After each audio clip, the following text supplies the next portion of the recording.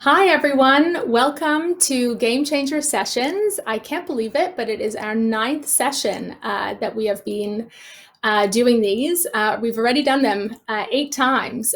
So welcome. If it's the first time you're tuning in for Game Changer Sessions, Game Changer Sessions is a weekly live stream where we bring thought leaders and business leaders to the innovation community to really share their wisdom around how not to just survive during these times of uncertainty and change, but really to thrive.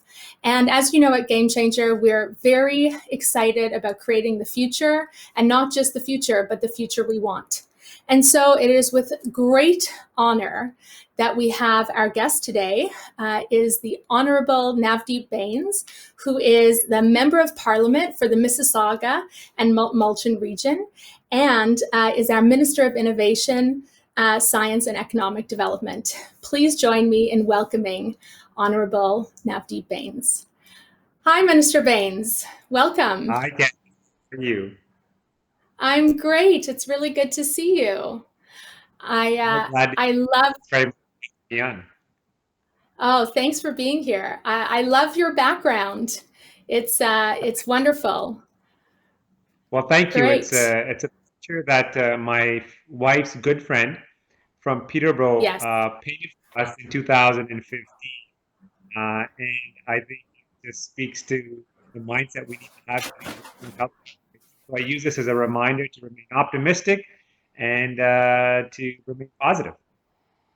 I love that. And you know, I will say one of the things I wanted to start this Game Changer Sessions with is just this reminder of how we all need to be leaders today, specifically when it comes to anti-racism and being allies to people in our community who are facing discrimination and racism. And so, you know, for me, I really feel privileged to be hosting these sessions with such amazing thought leaders, and certainly did a lot of reflecting on the weekend, coming from South Africa, being an immigrant to this country, you know, being in this position and wanting to share my voice to say, I absolutely stand for anti-racism and want to be an ally to communities that need us.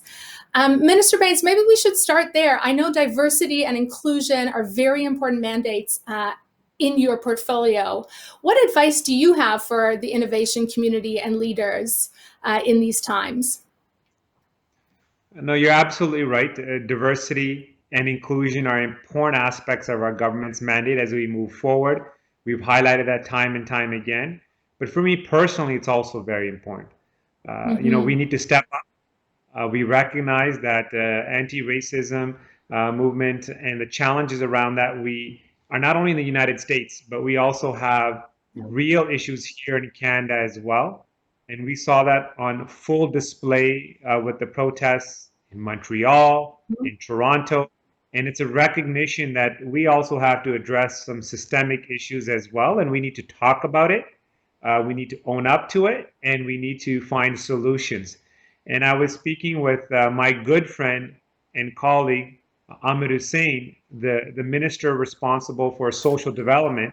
He's a refugee, came to Canada. He's from Somalia. And he was talking about his own personal journey and his stories. And I was sharing my stories as well about some of the challenges that we've had around racism. And one particular story really stood out for me was when he was knocking on doors as a candidate in the 2015 election. Someone called the police. He simply was out there engaging people, talking about the issues, representing his community. And that was one of several examples that he highlighted. So, you know, we're seeing what's happening in the United States, but I think we need to obviously raise our voice and stand in solidarity there with what's going on with the protesters. But I think we also have a responsibility to make sure that we have those conversations right here in Canada as well.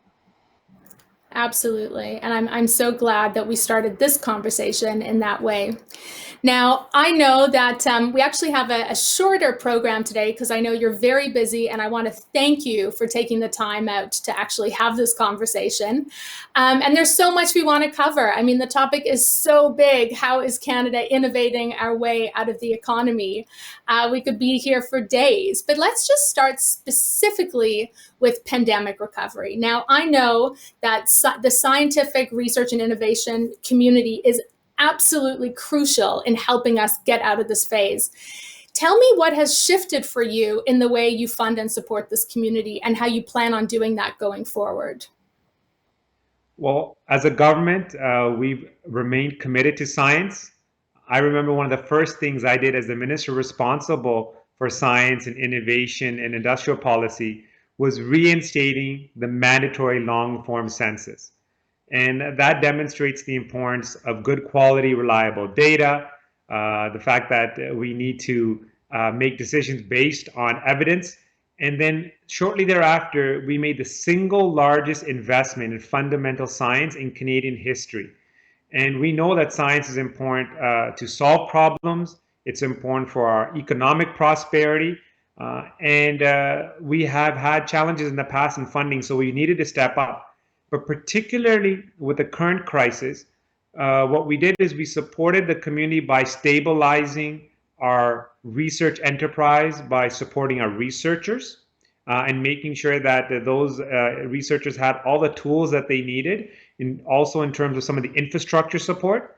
But we also made significant investments into the global efforts around developing vaccines and therapeutics and countermeasures to support some incredible Canadian scientists and researchers.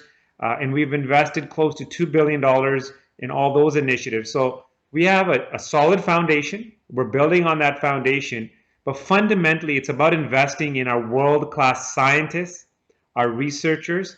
Vital Intervac, our International Vaccine Center in Saskatoon, is a great example of some of the work they're doing to bring some solutions to clinical trials.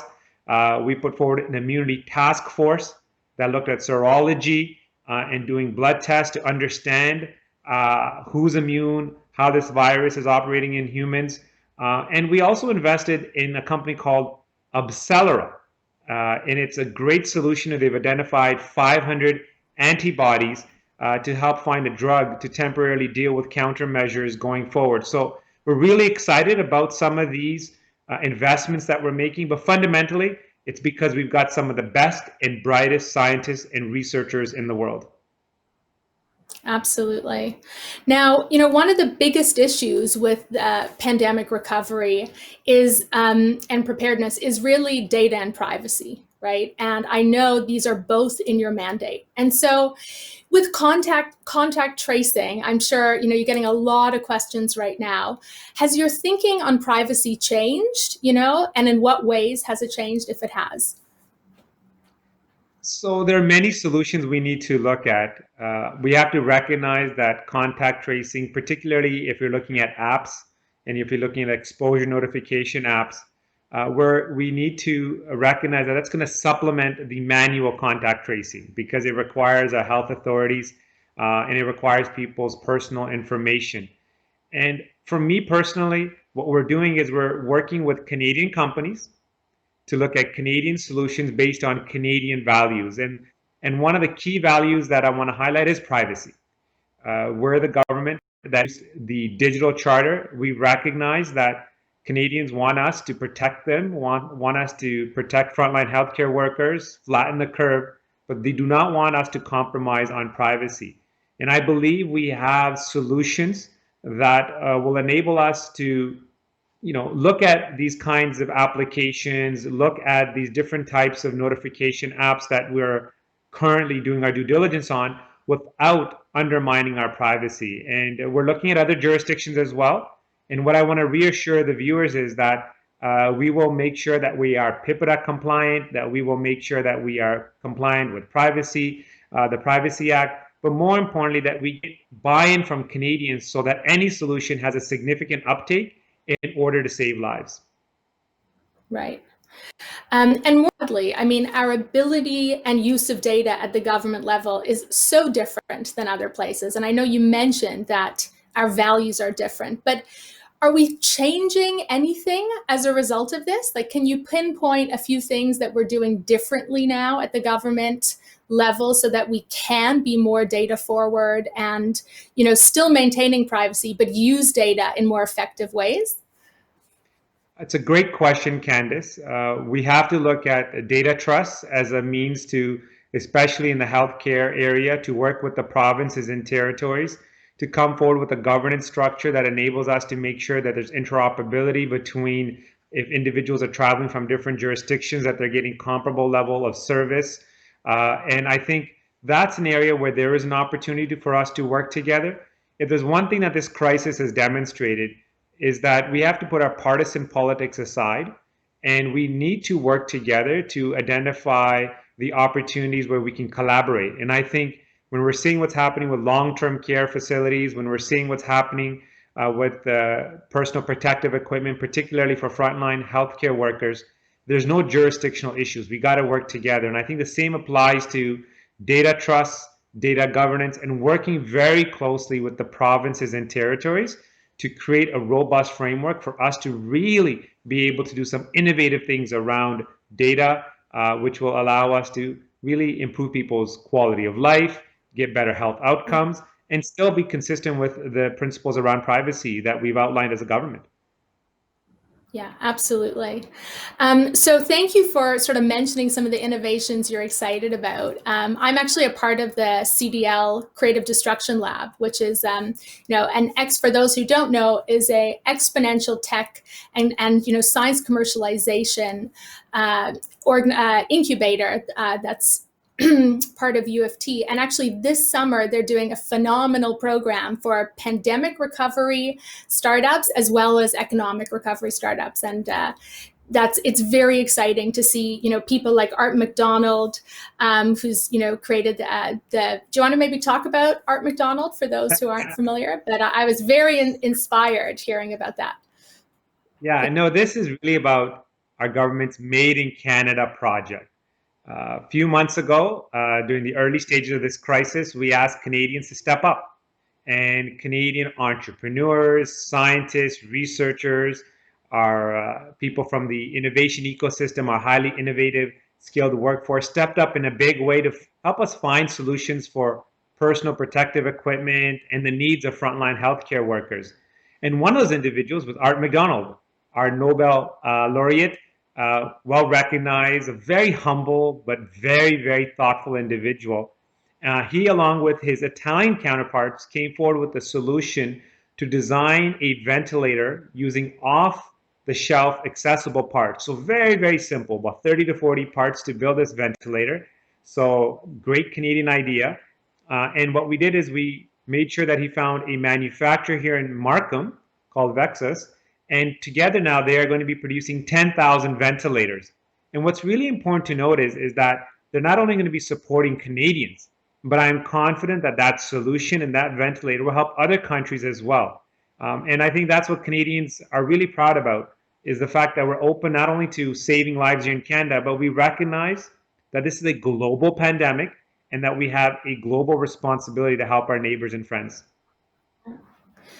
Great. So let's move on. I mean, the pandemic recovery is absolutely key, and I know we're going to get questions that, when will contact tracing be available across the country? I know people are desperately dying to sort of move to this economic recovery piece. Do you have any thoughts on that, when it will be widespread? So we are working very closely with the provinces and territories. We're working with Canadian companies and organizations that are providing us with recommendations and solutions. We also are working very closely with our public health authorities as well, because they want clear outcomes from this as well. And the reason I mention all that is it's a bit complicated. You got to work with the provinces and territories, then you got to work with the health authorities, then you got to work with these technical solutions.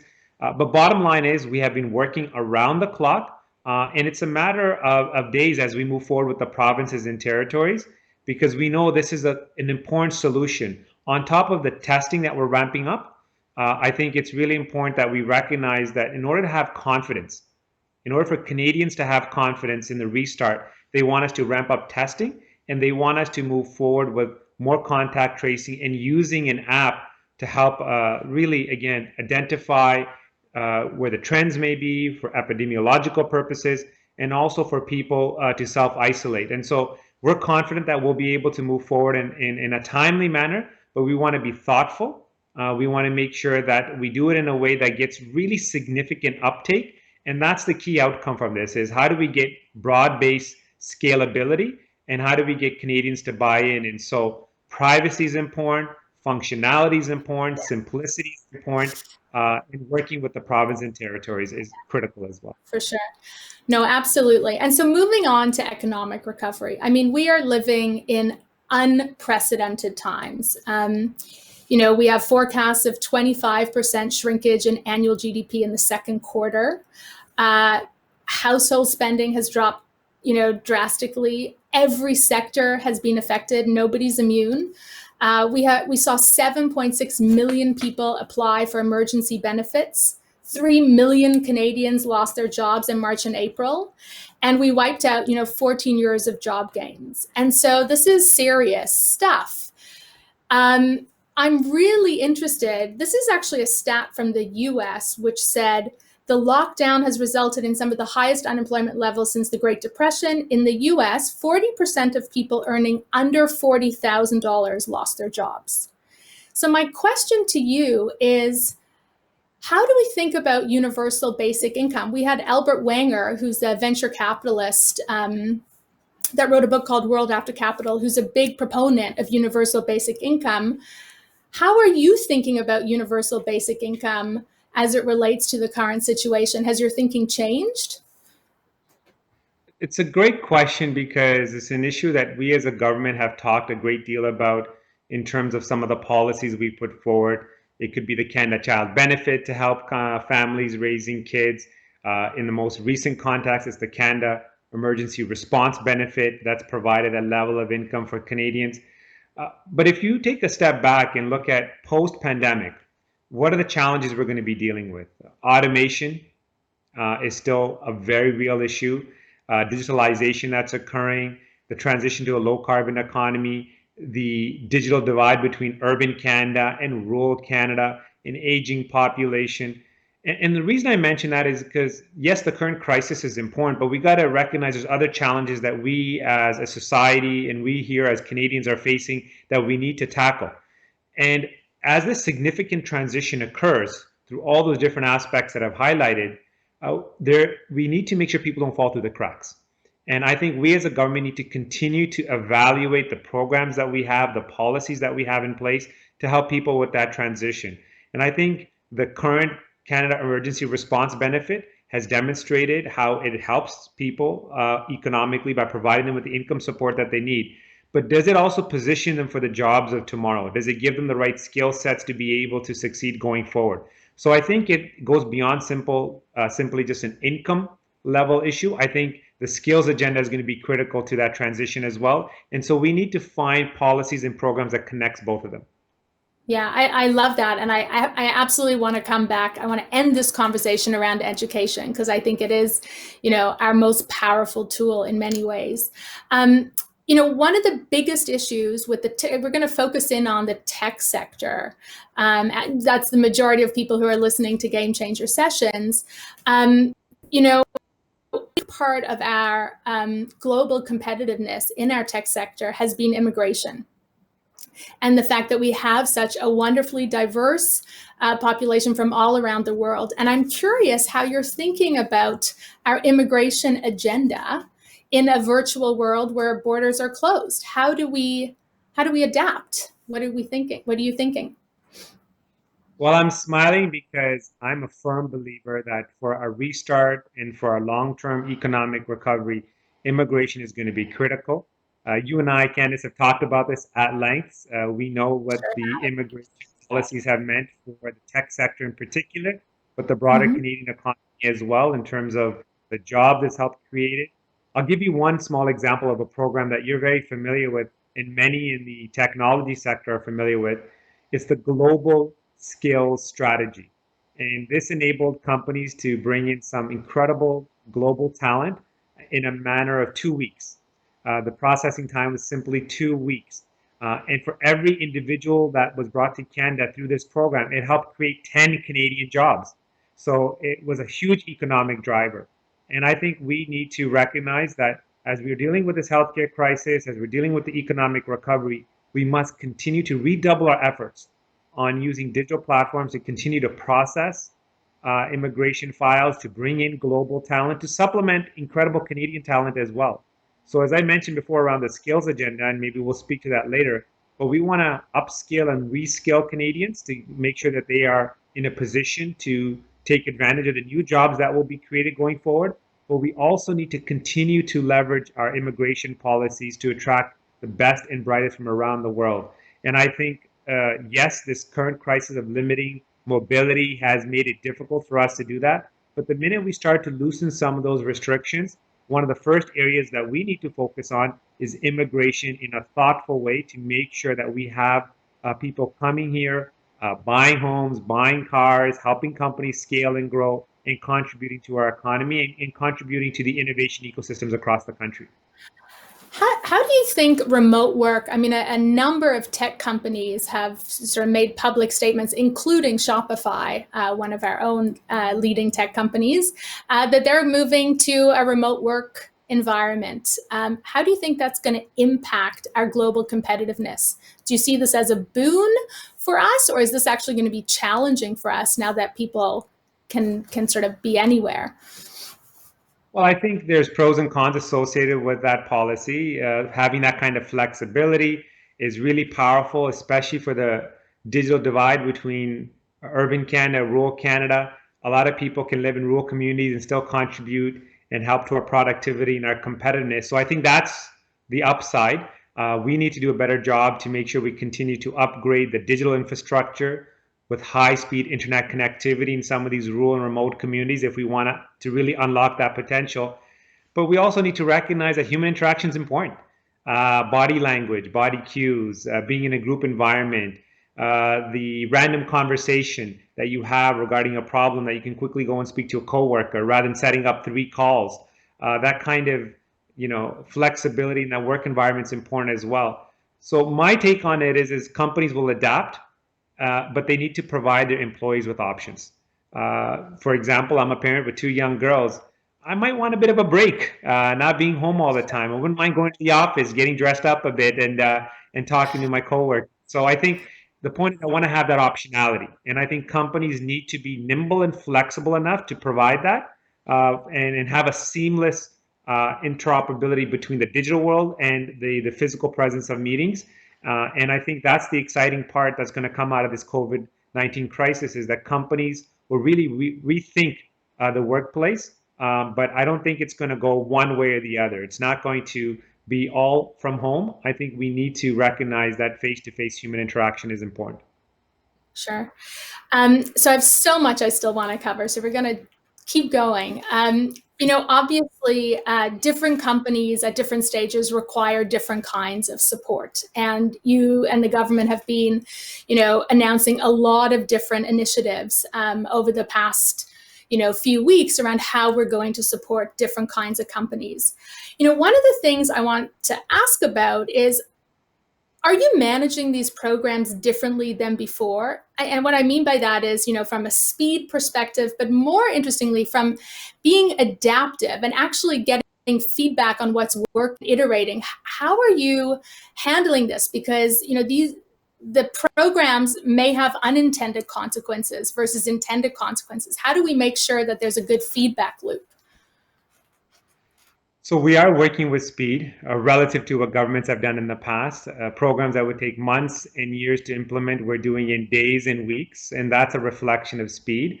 We're also hearing directly from individuals and Canadians and businesses across the country about how these programs are impacting them, and we're being agile and flexible to make adjustments.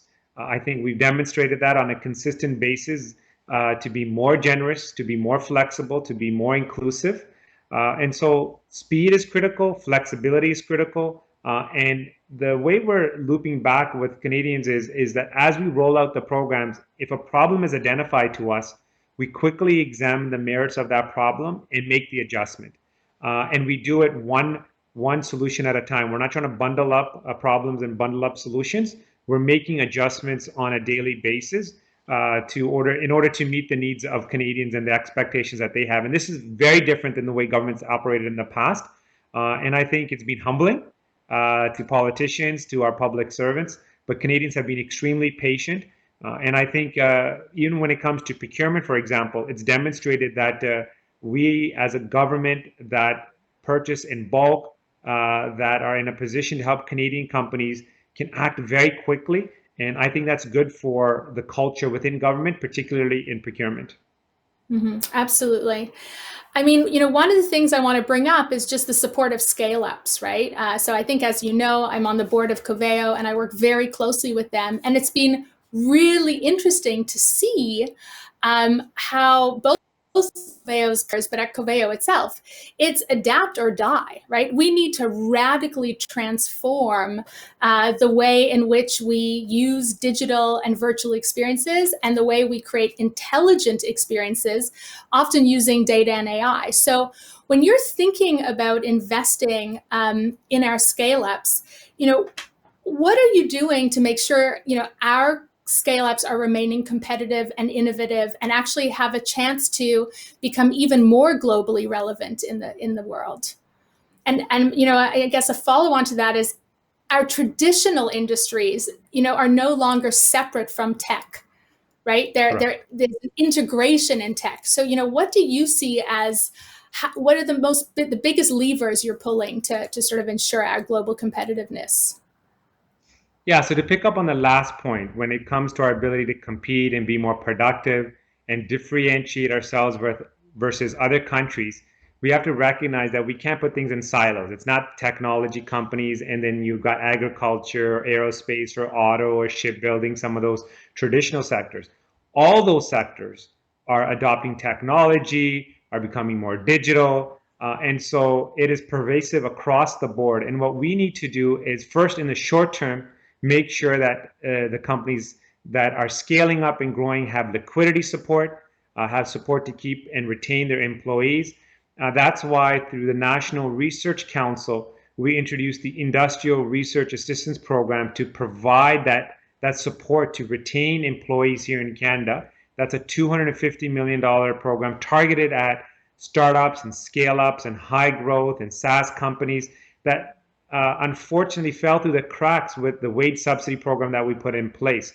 So we quickly pivoted towards that program. I think longer term, we need to make sure that we continue to invest in skills and common platforms and provide incentives for not only large companies, but their supply chains as well, the smaller companies as well, to adapt to some of these digital platforms, which will help our companies continue to scale and grow. And I think lastly is procurement. I come back to this point. If the government of Canada can be a customer for these companies that are scaling, it really opens doors for them when they go abroad and they say, yes, I've been doing business with the government of Canada. It creates more opportunities. Sadly, in the past, we want Canadian companies to succeed abroad before we adopt their technology or their solutions here in Canada. So we have to, I think, flip that equation and say, no, we want to take the risk as government, enable Canadian champions to emerge so they can succeed globally. So thank you. I mean, specifically, let's move now to startups, because I think what we see is that one of the biggest issue in recessions is that the funding dries up, for startups in ways that are really difficult, because these companies are obviously small and trying to be agile and cannot survive unless there's support. And on top of that, we know from the past that the best vintage years for investing in startups are in recessions, right? And so how do we make sure that our startups succeed globally during this time? What are you thinking we need to be doing to really make sure that we use this as an opportunity to leap forward, as opposed to be conservative in Canada? No, I think the startup equation that you highlighted is going to be the critical component of economic recovery. We are going to be dealing with a double-digit unemployment rate. There are people that have skills, that want to take risks, that are entrepreneurs, that are looking for employment opportunities, and many of them are going to want to start up their own companies.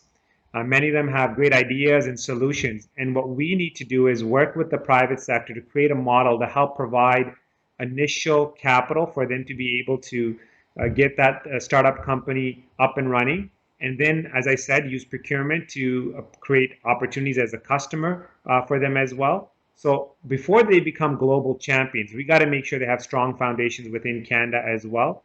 And going forward, we need to create a model with the private sector to really identify opportunities for small startup companies that want to get up and running, that they've got the financial capacity to do so, so they've got the liquidity measures, income that they need, but also talent. So That if they get capital, they get talent, we act as a customer, we'll position to succeed. absolutely. So, Minister Bains, I want to check in. What time do you have to end our chat today? I just need to make sure we leave enough time. 5-10 minutes. Okay, great. So my last question, because I could go on forever, is really about education. You have 2 girls at home. I have 2 boys at home. We have many people who are unemployed and are going to need retraining. Yeah. In a world where the future relies so heavily on talent, what do we need to be doing, certainly for virtual learning and making sure people have access so that they can have virtual learning? And what do you think this means for this? What skills do we need to be training for, over and above just the STEM skills? What's most important to you? So I think the first thing we need to recognize in this current COVID-19 crisis is that we've got phenomenal networks, that we are very fortunate that people were able to work from home, kids were able to do their homework from home, that people were able, families were able to connect with one another, download information because of the strong, robust networks that we have. So I think we as a government need to put forward policies to promote more investments in our networks. And in particular, we need to deal with the digital divide. I can't underscore how important it is to make sure that the 20% of the Canadian population that does not reside in urban centers, they must have access to high-speed, good quality internet at affordable prices. So I think that digital infrastructure piece is important. So that means engaging our infrastructure bank, working with the telecommunication companies, working with local municipalities. There's so many solutions now that are going to emerge because of this, that are going to accelerate those investments. And secondly, with regards to the skills agenda and the kind of investments we need to make, if I take a step back and talk about a government's industrial policy, it was the innovation and skills plan. And in order to innovate and create a culture of innovation to help companies scale and succeed and be global and be competitive, we needed to invest in skills. So we promoted lifelong learning without really impeding on provincial jurisdiction. So we found creative ways of investing in coding or work integrated learning or helping people mid-career to go back to school through grants and low interest rate loans to be able to upskill and reskill. And so what I'm saying is that we need to redouble those initiatives and find the gaps within that lifelong learning experience more than ever now, and work with the provinces and territories. And yes, you're right, STEM is important, but I can tell you right now, if I can take someone who's got a history background or someone who has got a background in geography, for example, and give them the digital skills, I want to hire someone like that because it brings a diversity of thought. It brings a diversity of perspective that is so critical for us to solve some of our challenges and the problems that companies are undergoing. And I recall when I was at Ryerson University, and I would bring in the engineering students, the law students, I would bring in the math students, the business students to come together to solve problems. That's where you would see a real innovation and new ideas emerge. And so to your point, STEM is critical and it's a strong foundation, but we really need to empower some of the other other skill sets to be able to participate fully in the economy of tomorrow. Absolutely. I have so many more questions, but we have a very, very engaged audience with lots of questions. So let's spend, if it's okay with you, the next 7 minutes or so on questions from the audience. Thank you so much. I agree with you. I think education, Nelson Mandela, said education is the most powerful weapon which you can use to change the world. And I certainly believe that. So glad to hear that. So, one of the first questions that our community has asked is, does the federal government have any plans to encourage green infrastructure innovation as an economic stimulus, particularly in the areas of the country suffering from the decline and eventual demise of the fossil fuel industry? So the quick and the short answer is yes. We made commitments during the last campaign to transition to a low carbon economy. We recognize that putting a price on pollution was critical, but also investing in clean technology was going to be critical if we wanted to meet and exceed our 2030 Paris targets and reach to our net zero 2050 target. And I think going forward, as we look at different investments we're going to make through infrastructure and government programs to help stimulate and create economic growth, it's going to be done through a green lens. And I'm working very closely with the Minister of Environment, Jonathan Wilkinson, the Minister of Infrastructure, Catherine McKenna, Stephen Guilbeault, who's been a champion in this area as well. So I'm confident that we will come forward with a plan that not only enables us to reduce our carbon footprint, but also create enormous economic opportunities across the country, by the way. And I would say that the oil and gas sector is part of that solution as well. We need them to help us hit those targets. And so they're going to be engaged in this process as well. Great. Thank you. The next question is from Lena, and she says, the digital divide has proved to be almost insurmountable at the school level. I have students who still haven't received tech and Wi-Fi access in Toronto today. How can we help these students moving forward? How do we make sure access, and on, I'll add on the access piece, broadband, another question, which was broadband is now considered rural Canada doesn't have it. How about requiring the telcos to provide it? So maybe you can talk to both points of access. Yeah, no, accessibility is critical. To your point, education is a great equalizer, and it's going to be a critical component of our economic recovery. And we have the most highly educated population in the world, and we need to continue to take advantage of that and build on that advantage as well. So we are engaged with the telecommunication companies to make sure that they continue to ramp up their investments in building up the networks for broadband and high-speed internet connectivity. But the challenge when it comes to teachers and access to schools from kindergarten to grade 12 in particular, that's a provincial area. And what we've done is to avoid getting caught up in some sort of federal provincial dynamic is we're working with non-for-profit organizations that are providing coding opportunities, that are providing laptops and access to technology, and are also training teachers as well. And so we've come up with programs that go through these organizations, and they're applicable and available to all jurisdictions and to all schools. In this way, we're able to help solve some of those challenges without impeding on provincial jurisdictions. And I think those are the kinds of solutions we need to continue to work on. Yeah, that's a great point. So one of my other questions here is really talking to support for startups, which I know there's a lot of people on this call who are interested about that. And they want to know, will the BDC, and I know this is top of mind for me as well, modify its matching program to include angel-backed companies? So BDC, the Business Development Bank of Canada, has demonstrated in this crisis to be very flexible, very nimble. They are taking a lot more risk because that's what's required in the current context if we want to support entrepreneurs, if we want to support Canadians. And there's no firm position we've taken on that particular issue that you've raised, but I'll be more than glad to raise that with Michael Denham and my colleague Mary Ng, who's the minister responsible for small businesses. Oh, that's great. There's, a ton more questions here. I'm going to ask two more, if that's okay with you, and then we'll really thank you for being here. I know you have fun. So there's a lot of questions about the aging population and innovation. Do you want to speak to that? I can read a couple of them, but I think the big question there is really, how are we going to, one, help our aging population with innovation, and also how do we, innovate with Canada's, population aging?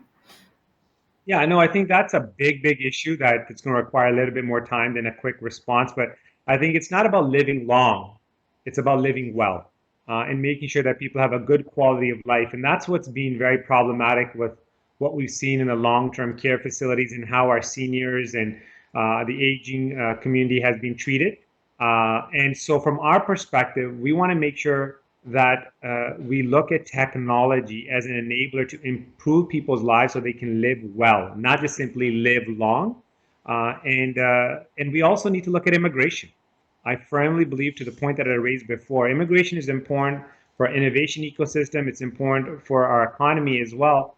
But as we have more and more people retire and put pressure on our social security safety net, we need immigration to help support that as well. So there's many different aspects to that question, because aging populations, the challenges are different across the country as well. If you go to Atlantic Canada, the dynamic there is very different with an aging population than it is, say, in some of the urban centers here in Toronto, Montreal, and Vancouver. So we need to recognize that we need to be flexible as well in some of our thinking to identify that certain parts of the country are in a different stage with a different demographic. And so we need to continue to work with the provinces and territories to make sure that seniors get the support that they need, and that we find, especially to the healthcare system, find some very innovative ways to support them so they can live a good quality of life.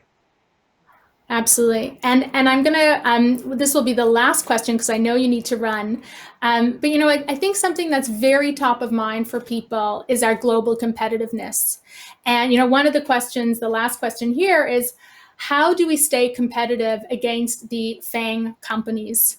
How do we manage that relationship? How do we think about our role in tech relative to American FANG companies? I think we need to recognize that we have some of the best entrepreneurs, some of the best risk takers in Canada that have incredible ideas, and that we need to support them. And it's not simply about a Canada first strategy at the exclusion of other countries. We are open to global trade, we're open to immigration, we're open to investments, and we need that to make sure that we get the capital and the investments to grow the economy to support Canadians. But I can tell you right now, this Made in Canada project that we put forward to deal with the current crisis, to build up personal protective equipment, reinforce the fact that we've got the ingenuity, the creativity, the talent, the people here in Canada, and we are going to come forward with a range of initiatives to support that kind of those kinds of entrepreneurs, those scientists, those researchers, those innovative people going forward, in a way that we can do both, where we invest in Canadians and enable them succeed and scale, and also still be open to global investment, because we're a country of 37 million people. We cannot afford to close down our borders. Absolutely. That's. I'm very glad to hear you say that, and couldn't agree more. Well, Minister Bains, we've gone 5 minutes over, and I want to be really respectful of your time. There's about 31 more questions because this session was so engaging and people are so excited to have this conversation around how we innovate. So hopefully we can, share the questions, and if you feel like answering them on social, we can do that. Otherwise, I want to say thank you so much for coming onto Game Changer. We really appreciate the fact that you made the time for this. And, Game Changer sessions is really all about helping people survive, not just survive, but thrive during these times. And we feel very privileged and lucky to be in this wonderful country, Canada. So I'm going to let you go, Minister Bains, and thank you so much for joining us. And before I wrap up, is there a last word that you want to share with the innovation community? No, just say thank you very much for the opportunity, for the outstanding questions that we were unable to address. Please feel free to follow up with my office. We work very closely with many, many Canadian companies and entrepreneurs and innovators. It's a point of pride that we work with them to understand their needs and concerns. And now more than ever, we have your back. We want to be there to support you But to the point that you made, we truly do live in the best country in the world. We're extremely blessed, but we need to continue to remember that we need to support each other, but also the most vulnerable in our society. That's how we will be judged in this crisis and coming out of this crisis as well. And I know we didn't get a chance to talk about that, but I have enormous confidence in the technology companies, the innovators that will step up in a big way to provide solutions to help all Canadians get through this crisis and help with their economic recovery as well. Thank you so much. Thank you, Minister Bains. Great. Well, everyone, thank you so much for tuning in to Game Changer Sessions. I would like to make a special mention to our wonderful partners who make the show possible. The first partner that I'd actually like to highlight is actually York University, and specifically would like to highlight them today because Minister Bains received his BA from York University School of Administrative Studies in the Liberal and Professional Studies faculty. And I think, Minister Bains, what you mentioned, which is we need more people to have, a holistic view in addition to STEM and in addition to business. That certainly is the case at York. They are the largest liberal arts faculty in Canada, and they allow students to bridge traditional liberal arts with professional education, helping to graduate global thinkers, community builders, and social innovators. So thank you, York, for being a great brand partner.